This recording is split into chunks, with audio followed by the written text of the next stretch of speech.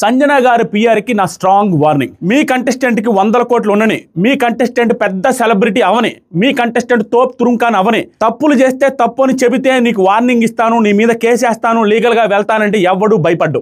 ఏ రోజు సంజన గారి గురించి పర్సనల్ గా కానీ సంజన గారి ఫ్యామిలీ గురించి కానీ నేను నెగిటివ్ గా మాట్లాడింది లేదు. సబ్స్క్రైబర్స్ కి నా రివ్యూస్ చూసే ప్రతి ఒక్కరికి ఈ విషయం తెలుసు. ఇంకా చెప్పాలంటే సంజన గారి వల్లే సీజన్ లేసింది, సంజన గారి వల్లే ఇంట్రెస్టింగ్ ఉందని చెప్పిన వాడిని.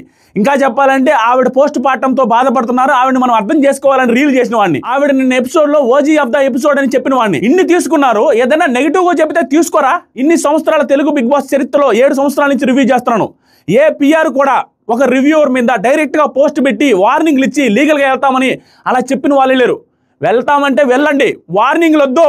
ఎవడ భయపడతారు మీ వార్నింగ్లకి? 100 కోట్లు ఉంటే భయపడతారా? సెలబ్రిటీస్ అయితే భయపడతారా? తప్పు చేస్తే భయపడతా. ఎవడు చేశాడు తప్పు? ఒక మాటకి నేను ఏమన్నానంటే, సంజన గారి హస్బెండ్ కూడా డాక్టరే కదా, విత్డ్రాల్ సిమ్టమ్స్ ఉంటాయి అని తెలియదా అన్న. ఆ పాయింట్ మీద వాళ్ళ హస్బెండ్ని లాగాని అంటున్నారు. బ్రెయిన్ పనిచేస్తుందా?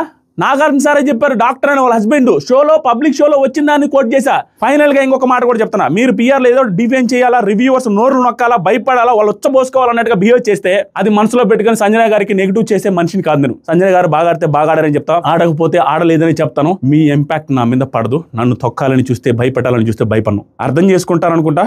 మీరు ఆ పోస్టు నా మీద అలిగేషన్స్ చేశారు, అది డిలీట్ చేయకపోతే మీరు లీగల్ నోటీస్ పంపించే లోపల నేనే లీగల్ నోటీస్ పంపిస్తా. రెడీగా ఉండండి. నా ఆత్మాభిమానం దాకా వస్తే చావడానికైనా రెడీ.